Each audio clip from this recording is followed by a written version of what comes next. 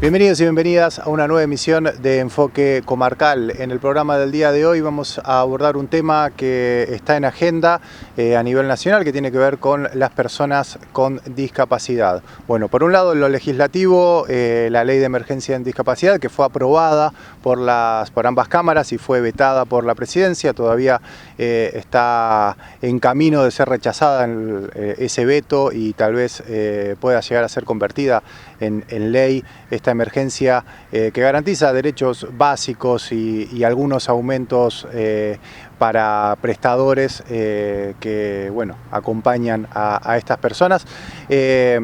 Por un lado eso, por otro lado las coimas, las presuntas coimas que tienen que ver con los audios que trascendieron públicamente del ex titular de la ANDIS, de la Agencia Nacional de Discapacidad, Diego Españolo. Pero en este caso, en este programa vamos a hablar de lo que sucede aquí en el Bolsón, porque hace poco más de un mes comenzaron las políticas de las auditorías, de las pensiones no contributivas para personas con discapacidad. Estamos hablando de cartas documento que algunas personas las recibieron, otras personas no, donde las citan a demostrar con ciertos documentos que tienen estas patologías, que son personas con discapacidad y que merecen esta pensión no contributiva que no supera los 300.000 pesos al mes. Bueno, vamos a conocer un poco esta historia que tiene que ver con lo que está sucediendo a nivel nacional, pero que más de 1.000 personas en la comarca andina tienen todavía que demostrar su condición de persona con discapacidad para seguir recibiendo esta pensión. Desde marzo de 2025, el Gobierno Nacional, a través de la Agencia Nacional de Discapacidad, realiza operativos de auditorías en todo el país a las personas que reciben una pensión no contributiva por invalidez laboral. Según la página de ANSES, estas pensiones son un acompañamiento a las personas que no pueden trabajar por razones de salud y se encuentran en situación de vulnerabilidad social. El vocero presidencial, Manuel Adorni, justificó estas auditorías al alegar irregularidades como pensiones falsas entregadas a personas aptas para trabajar y afirmó que hubo un crecimiento exponencial de la entrega de este derecho en gobiernos anteriores. Según cálculos realizados en base al último censo poblacional del país, 5.900.000 personas viven con una discapacidad. De esa cantidad, el 20%, es decir, 1.180.000 personas, recibía una pensión no contributiva. Durante junio se enviaron un total de 800.000 cartas documento que citaban a beneficiarios en todo el país. Debían presentarse con documentación que certificara su condición a una auditoría en su localidad realizada por la ANDIS. El 46% de esas cartas no fueron entregadas a esas personas.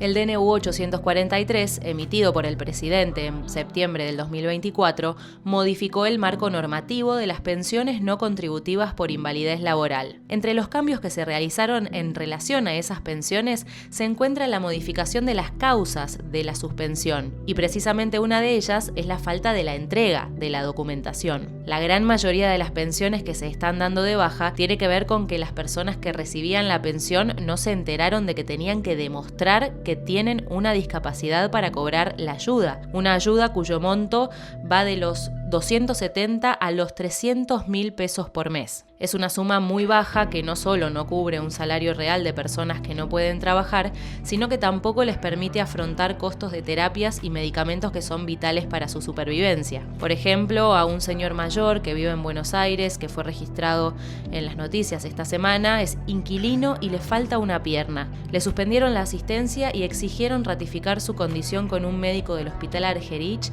con quien le asignaron un turno recién a los 4 meses. Los casos como este se acumulan a lo largo y ancho del país. El 22 de julio comenzaron a llegar las cartas documento a personas de la comarca andina que reciben una pensión no contributiva. Por una parte, la información no fue entregada teniendo en cuenta la accesibilidad que tiene este segmento poblacional, como por ejemplo en sistema braille o alternativas audiovisuales con lenguaje de señas. Además, tiene un lenguaje legal que asustó a personas con discapacidad y a sus familias. En las cartas se les citaba un turno en las oficinas de PAMI El Bolsón y textualmente decían: Con el fin de verificar la subsistencia de los requisitos para el goce de la prestación, se solicita a la persona a presentarse con DNI y documentación respaldatoria que acredite su condición de beneficiario de la pensión. No aclaraba qué documentación y además exigía que luego de dicha cita deberían enviar toda la documentación escaneada en el sistema Trámites a Distancia. Por otra parte, la mitad de las cartas no pudieron ser entregadas porque mucha gente vive en los parajes rurales donde no hay un domicilio preciso. La logística de la distribución de las citaciones fue pésima,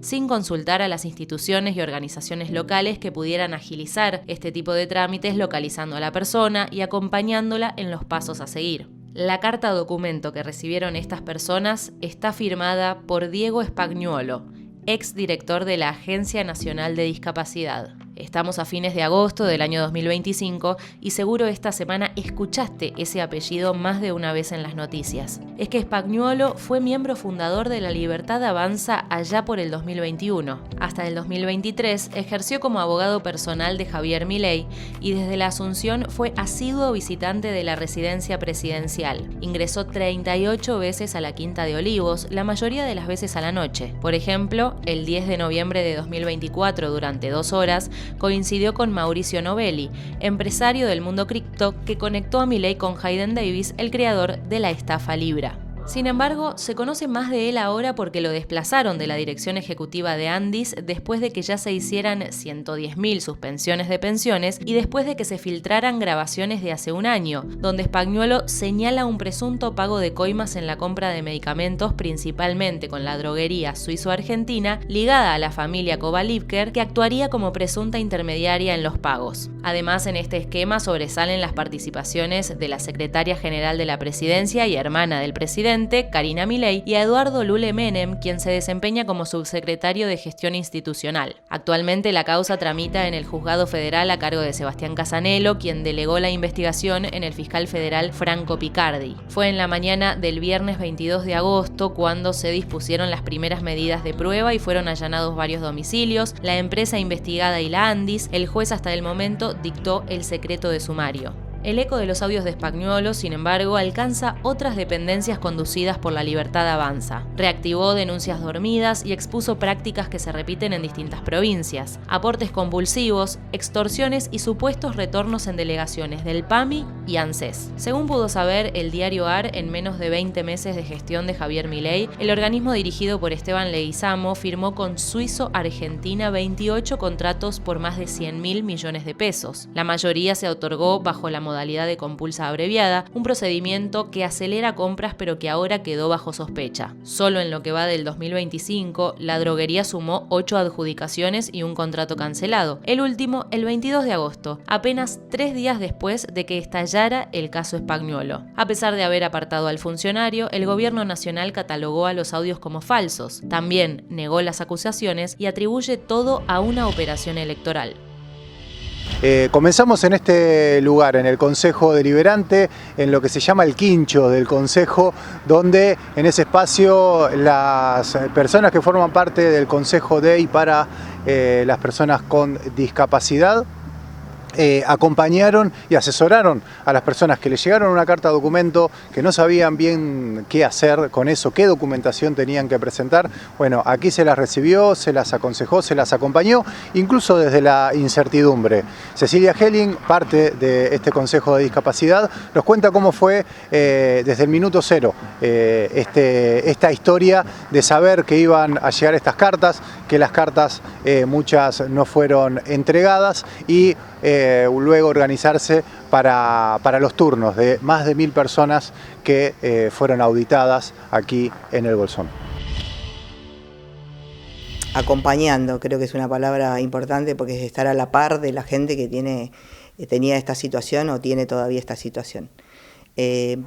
Hicimos un trabajo previo que fue en informar casi 2 semanas o un mes antes por los medios de comunicación que iban a llegar cartas documento, que no se asustaran, que cuando las recibieran había un turno, qué es lo que tenían que hacer y demás. Eso se difundió, no pensamos tampoco el impacto que iba a tener cuando esto llegara, hasta que bueno, finalmente llegaron las cartas documentos a Andriani, que también estaban avisados y nos informaron enseguida de que habían llegado 2.000 cartas documentos, de las cuales un porcentaje más de la mitad no tenían domicilios o tenían domicilios extrañísimos, por ejemplo, sin calle, sin número. Una carta documento decía situación de calle, sin número, datos de personas que tenían el mismo nombre y apellido, que era difícil ubicarlos, y la exigencia que tenía Andriani de devolverlas en un tiempo determinado. Entonces lo que hicimos fue tratar de avisar a la mayor cantidad de gente, también a través de ustedes los medios que nos ayudaron, para que vayan a retirar las cartas documentos, conseguir una lista, que gracias a los chicos de Andriani nos habilitaron una lista que eran de 60 personas para poder avisarles, ubicarlas, y bueno, y las otras cartas documentos se devolvieron, así que no había una lista tampoco como para poder informar de ninguna manera a las personas. La necesidad de la accesibilidad, ¿no? Hay personas no videntes que recibieron una carta, ¿no? Bueno, ese es otro de los reclamos o de los puntos que marcamos con respecto a eso, la falta de accesibilidad, la falta insisto, el texto ya de por sí es incomprensible para cualquiera de nosotros que no manejamos términos legales, la falta de criterio con respecto a cómo hacer llegar a las personas una carta documento, sabiendo que en este país hay población urbana que tiene carteros y demás, y calles con nombre y número, y hay una población rural muy grande, y acá en la Patagonia ni hablemos, con lo cual ni siquiera lo pensaron. Con lo cual el punto también que jugó mucho en contra fue que las personas no se enteraron por falta de conocimiento y de notificación, y porque no se podía llegar a los lugares donde estaban, porque Andriani no logró encontrar domicilios inexistentes. Entonces, de esas 2.000 cartas documento, en realidad las que se auditaron fueron 1.043 personas, en realidad.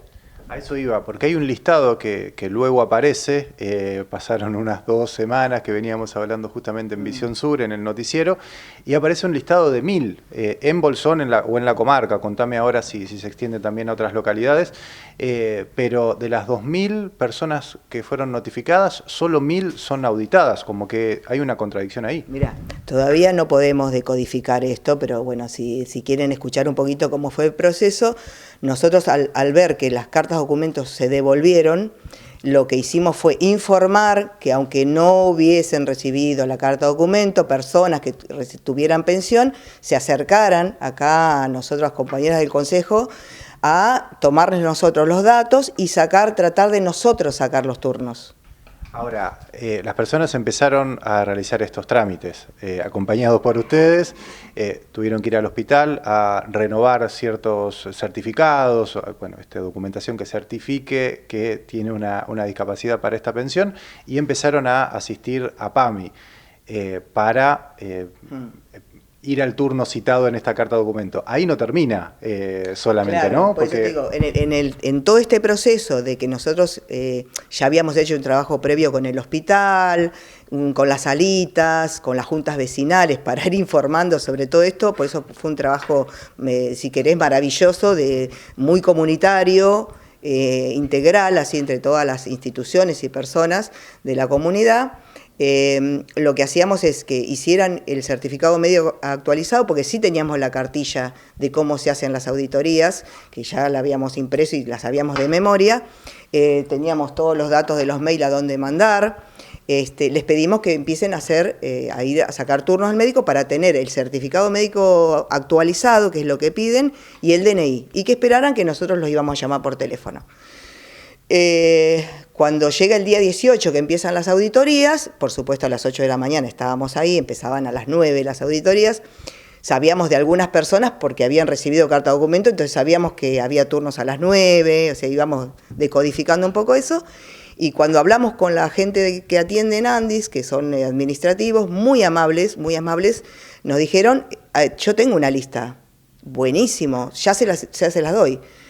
fue fantástico, porque no era que íbamos a ver y la gente se iba a amontonar, que era la mayor preocupación, que gente estuviera desde las 9 de la mañana hasta las 4 de la tarde hasta que la atendieran. Gente que viene de lejos, que tuvo que pagar remis, tomar colectivo para venir acá con una incertidumbre, el miedo, toda esa historia. Más allá de que la documentación la tuvieran completa, que eso era una ventaja. Pero no sabíamos si estaban o no en la lista, será azaroso.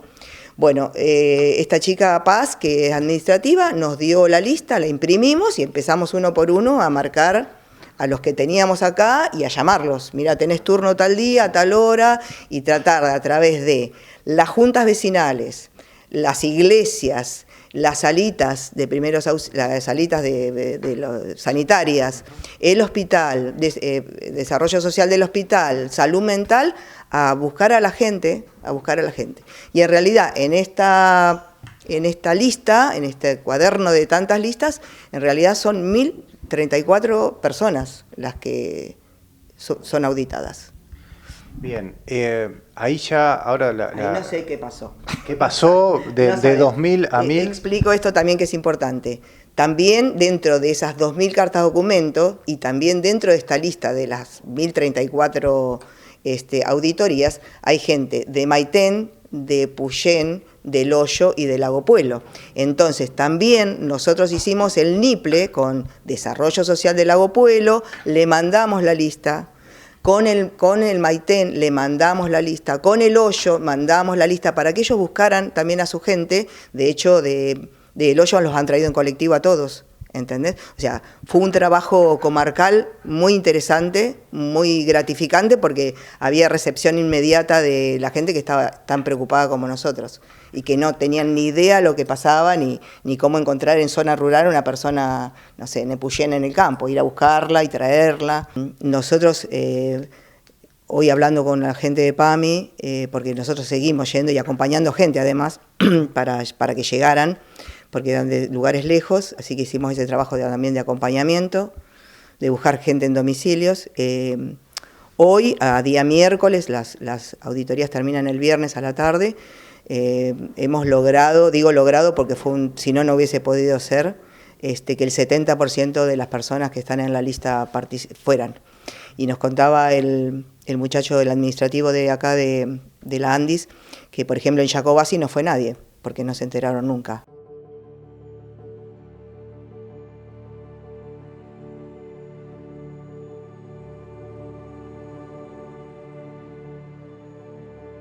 Recibir una carta documento preocupa a cualquiera.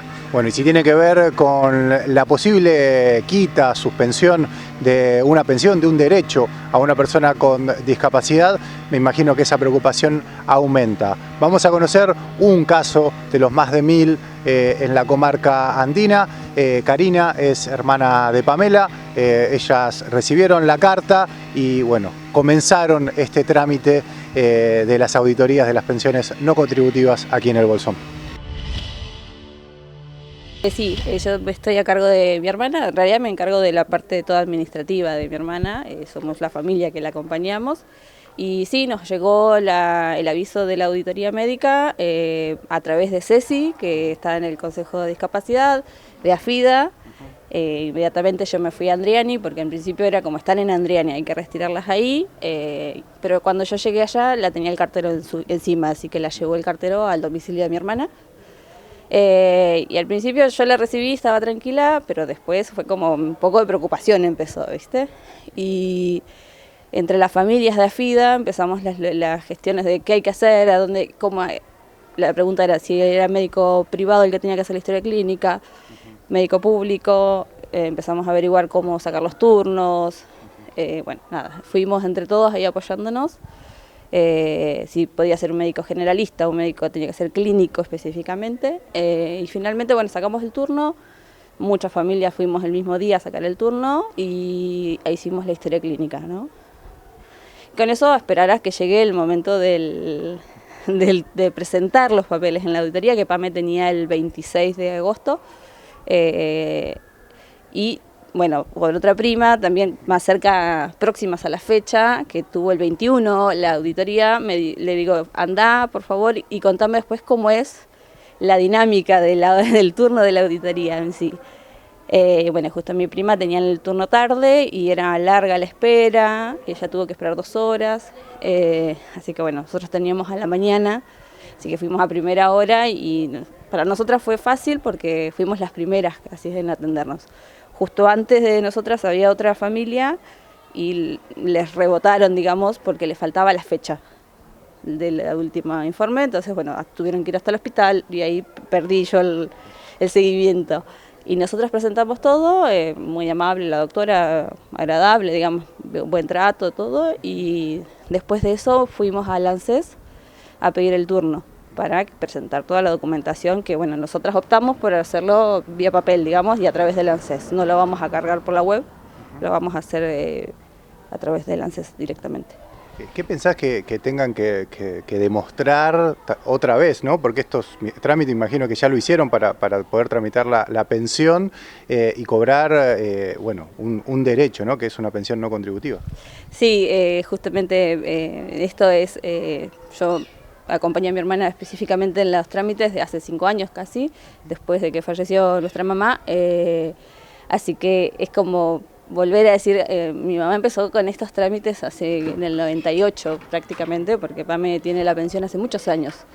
Y si bien yo sé que hay que hacer actualizaciones y cuestiones que me parecen correctas, que hay que hacer un seguimiento y todo, el modo en que llegó y que no a toda la gente le llegó bien, digamos, a nosotros nos llegó como bien. Si yo no hubiese estado en contacto con AFIDE y todo, de todas maneras la carta documento me iba a llegar porque llegaba a domicilio. Pero conozco personas cercanas, familiares, que viven, no sé, en Mallín, por ejemplo, acá, y no les llegó.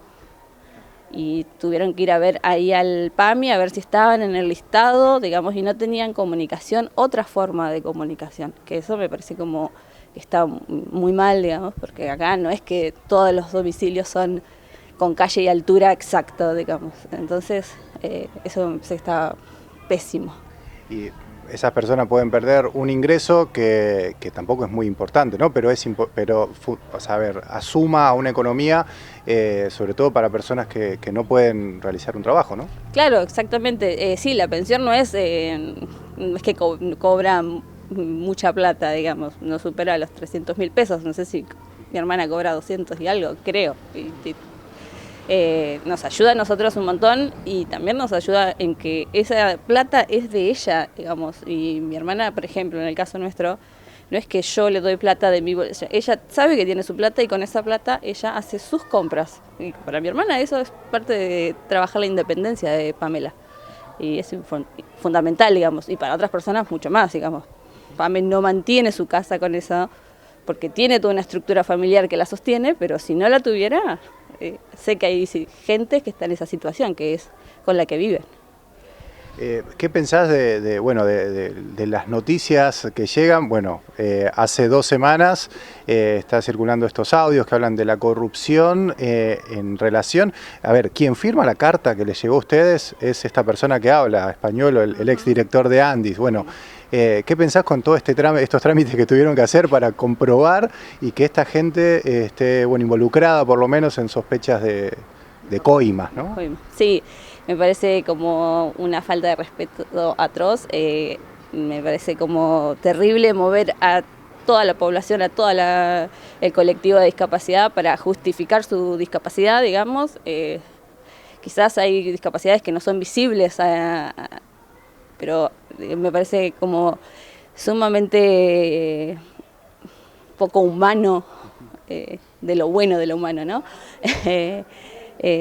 Poco humano que hagan mover y después salten todo esto que obviamente yo no tengo dudas que todo lo que venga de este gobierno va a ser malo y mucho más si tuvo como la descarez de meterse con la discapacidad, digamos, es como siempre están casi por fuera de lo que se tiene en cuenta y esta vez fue como mucho más violento todavía.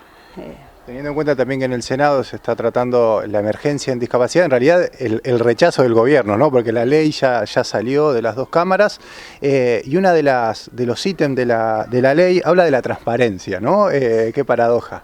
Sí, qué paradoja y yo creo que a la mayoría de las personas con discapacidad lo que más tienen es transparencia, porque para hacer cualquier trámite te piden muchos requerimientos. No es que vos vas y decís, hola, sí, ¿qué tal? Yo quiero una pensión por discapacidad y te la van a dar. Te piden millones de estudios, no es fácil acceder a una pensión porque tenés que cumplir con ciertos requisitos que, bueno,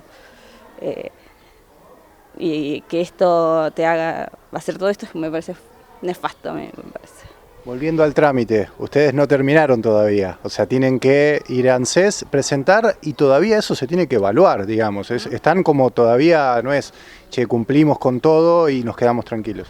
No, inclusive no sé qué nos va a llegar después, eso sí, que no lo sé, digamos, yo sé que ahora el 9 de septiembre presento toda la documentación con mi hermana, eso se irá a Buenos Aires, no sé, y después yo no sé si me va a llegar otra notificación por correo electrónico, me van a llamar por teléfono, digamos, no es prolijo como es todo el paso a paso, digamos. Así que estaremos a las expectativas, no sabemos si de un día para el otro ya Pame no va a recibir la pensión a través del banco, digamos, no sé cómo es la notificación de que sí o que no, digamos. O sea, no hay tranquilidad todavía. No, todavía no, y no la va a ver, digamos. También vivir con alguien con discapacidad es así, no estás relajado.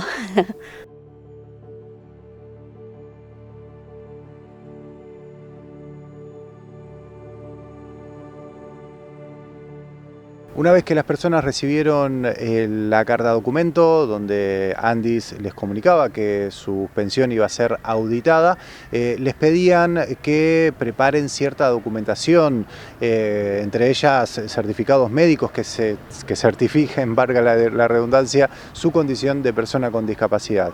Es así que bueno, el hospital y los centros de salud pusieron a disposición sus recursos para que obviamente estas personas sean atendidas y poder tener esta documentación en tiempo y forma antes del turno en relación a esta Agencia Nacional de Discapacidad y esta auditoría de pensiones. Pedro Waters, jefe DAPA del hospital, nos cuenta sobre la organización y las políticas que se llevaron adelante para cubrir esta demanda en relación a las auditorías de pensiones no contributivas. Tuvimos conocimiento y tuvimos que abordar una problemática en la localidad que era la respuesta a la auditoría de las personas que estaban con las pensiones por invalidez laboral. Una decisión a nivel nacional de una auditoría que se hace a muy corto plazo y que, bueno, que pone en crisis el sistema porque hay que dar respuesta a estos usuarios que necesitan hoy presentar la documentación correspondiente y con un aval médicos de la patología y la causal de salud y las secuelas que están teniendo y que le genera la invalidez laboral, ¿no es cierto? Bien, me imagino que bueno, las patologías no son siempre las mismas, bueno, tuvieron que cubrir un espectro y organizarse también territorialmente, ¿no? Sí, la complejidad de eso está en que la invalidez laboral, si fue otorgada, es porque hay alguna patología que dejó una secuela crónica. Entonces esa persona, si con esa secuela crónica, las consultas no son repetitivas. Porque si yo tengo una ceguera, no voy a repetir mi consulta por la ceguera porque ya estoy ciego.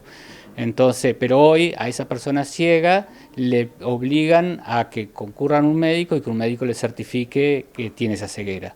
Entonces, ese caudal de personas que ya tienen la vulnerabilidad de tener una discapacidad, de tener un subsidio para cobrar una pensión, para que su vida pueda ser un poco mejor, hoy tienen la dificultad de que tenga que justificarla nuevamente. Es una doble justificación y bueno, un doble proceso en el sistema de salud. Frente a eso, gente de AFIDA que se presentó, gente de la municipalidad, los movimientos sociales que están acompañando a las personas con discapacidad o con estas secuelas, se acercaron al hospital, acordamos una reunión, acordamos un abordaje en donde se decidió dar una prioridad, sabiendo que nuestros turnos están levemente colapsados, se dio prioridad, tanto sea en el hospital como en los centros de salud, y fundamentalmente también hay una población muy grande que es de usuarios de salud mental, entonces el Servicio de Salud Mental Comunitaria también dio una prioridad y un horario como para garantizar que estas personas en el día de la auditoría tengan la documentación correspondiente y no sean rechazados, y de eso no perder la pensión. Fueron muchas las irregularidades que se dieron con estas cartas documento, bueno, la incertidumbre de no saber bien a dónde ir o qué documentación llevar. Me imagino que además de los médicos se han encontrado con esta situación de no saber bien qué hacer y para qué. Exacto. Nosotros lo que abocamos a la cuestión de salud, porque es lo que nos compete a nosotros, y dejamos a las otras instituciones que pudieran abordar todas las cuestiones sociales y esta de comunicación.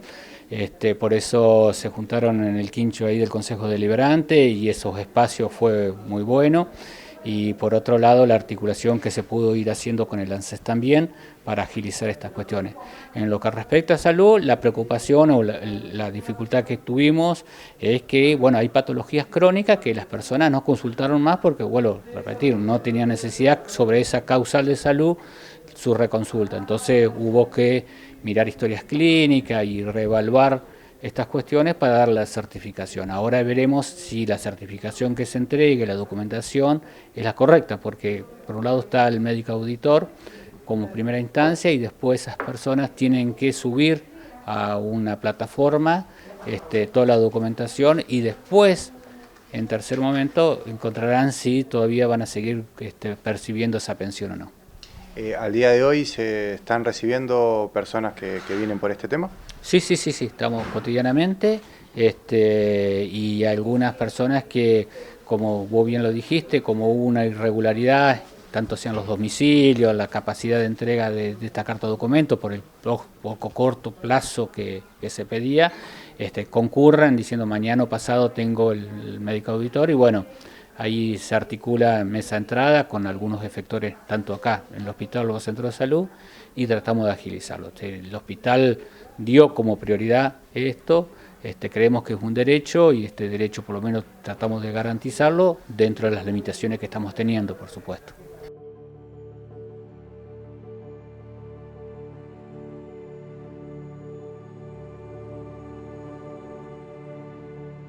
Hasta el día de hoy, viernes 29 de agosto, se realizan los turnos en PAMI de estas auditorías, que es una parte de los trámites que tienen que hacer las personas con discapacidad en la comarca que reciben esta pensión no contributiva. Obviamente que tienen que seguir realizando trámites, presentar esta documentación en ANSES. Está la alternativa digital, pero sabemos que la accesibilidad no todo el mundo la tiene a la conexión, a tener un dispositivo.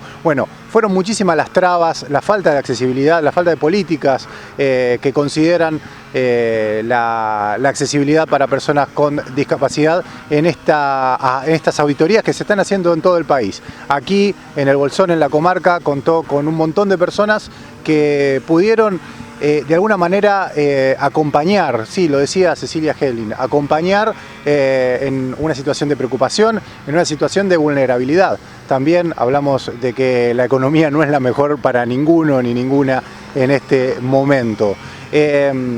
En este caso, en la comarca se calcula un 70% de personas enterarse y realizar este trámite. En otras localidades, en todo el país, no sucedió lo mismo. Muchas personas seguramente se van a quedar sin este derecho, van a tener que volver a demostrar, a denunciar la situación de por qué no reciben esta pensión.